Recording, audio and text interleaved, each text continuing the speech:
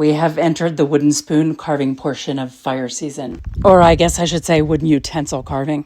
So here's a little tour of the tools that I use. These are not the same tools I started with. I'll show you those too. I like these Swedish Mora knives.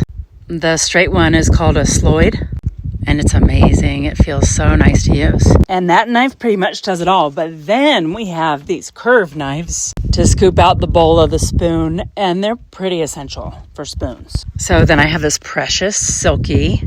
It's a tiny foldable saw to cut little pieces of wood, but then I keep a long one in my car at all times because you never know when you're going to come across a downed tree or something that you can harvest wood from. So then we have vet wrap, which helps if you cut yourself a lot, and then a leather strop and this sharpening system from the spoon crank.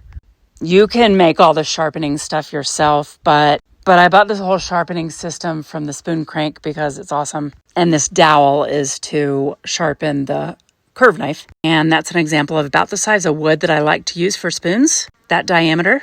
And I needed another rock, but I use the rock for burnishing, no sanding, just knife work. And then when you're done with the knife work, you use a knife or a steel rod like that one, and you rub it on the whole spoon to essentially close all the grains. And then a nice sharp hatchet is essential.